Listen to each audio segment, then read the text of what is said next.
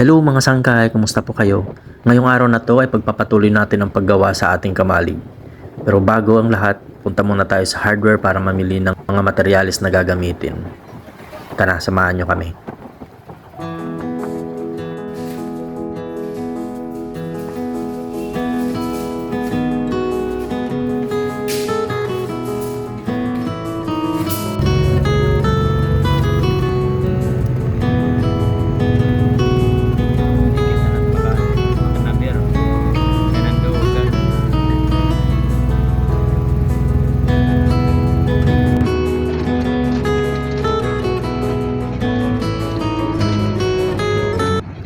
Dito ay sinitap na nga natin ang ating mga bakal para sa kakailanganin natin sa pagbuhos ng ating mga poste mamaya. Bali, ito muna ang pinauna natin habang ang iba nating kasamahan ay abala naman sa paghahakot ng simento. Ang kailangan lang talaga guys pag nagpapatrabaho kayo, bawat tao may kanya-kanyang assignment para hindi po masayang yung oras. At ganun po laging ginagawa namin. Dito ay gumagawa na sila ng mga forma para gagamitin natin sa ating mga poste preparasyon para mamaya pag nagbuhos. Kung mapapansin nyo, hindi po plywood yung ginamit dito mga sangkay. Ito po ay tabla dahil nagpatabas po kami ng tabla.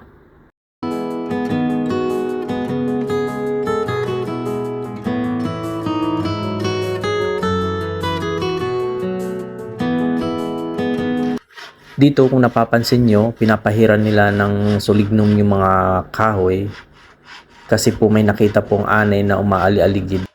Kaya inunahan na natin pahiran ng sulignum para iwas anay mga sangkay.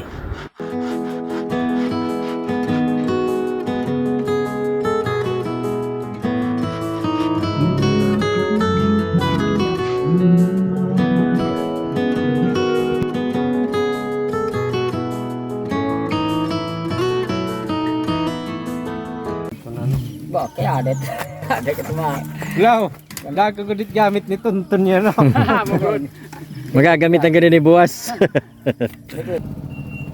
At dito ay dumating na nga ang magdi-deliver sa ating buhangin, kaya kinailangan muna natin iatras ang ating sasakyan para makapasok sila at hindi sila mahirapan.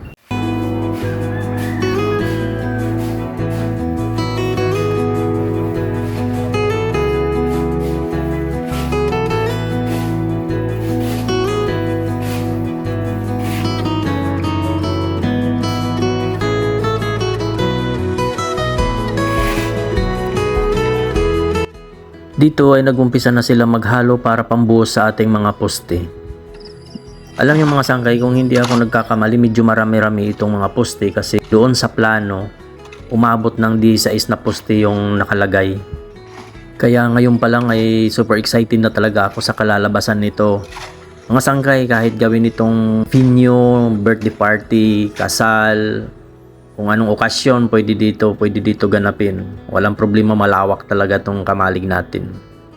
And at the same time, malawak itong area natin. Palalawakin pa natin tong bakod natin para medyo hindi tayo mahirapan, para makakilos tayo ng maayos pag may mga okasyon, may mga party. Welcome na welcome kayo dito mga sangkay.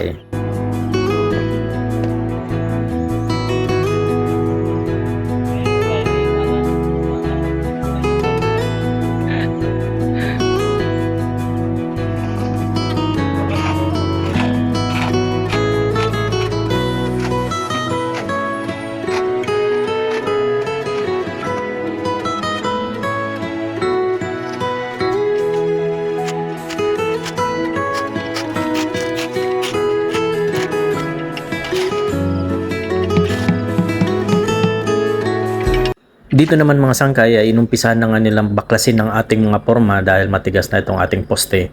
Kinailangan natin ilipat dito sa ibang poste kasi sa dami ng poste, kailangan natin gamitin ng ibang mga forma at nang sa ganun ay ma-minimize natin ang ating expenses pagdating sa mga materyales. Alam niyo mga sangkay, hindi talaga basta-basta magpagawa ng kahit anong proyekto, mapalaking bahay man yan, maliit na bahay man yan.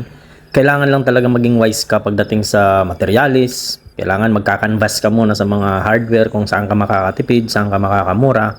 Pagdating naman sa mga tao mo, kailangan mo talaga ay ma-monitor kung ano ang ipapagawa mo muna, ito muna para yung trabaho ay hindi madudubli.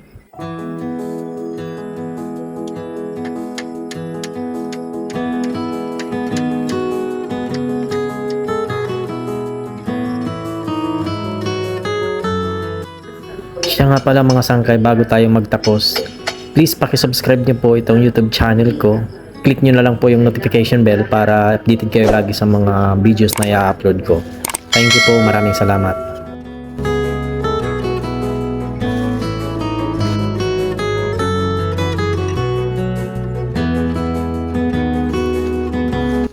Dito mga sangkay ay sinimulan na nga nila uli magbuhos sa ating mga poste. Kung mapapansin nyo, medyo makulimlim, kaya binibilisan nila yung pagbuhos para hindi daw sila maabutan. Shoutout sa inyo mga bro, kakatuwa lang kasi ang sisipag talaga nila, grabe.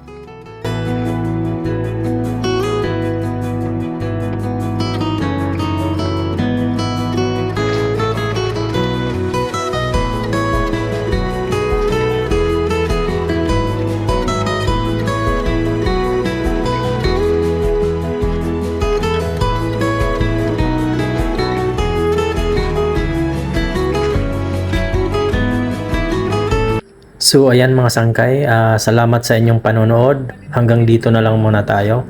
Sa susunod na video, ipapakita ko naman ang part 3 natin. Ipapakita ko yung mga natapos na poste, kung ilang poste na yung nabubuhusan natin para ma-update po tayong lahat.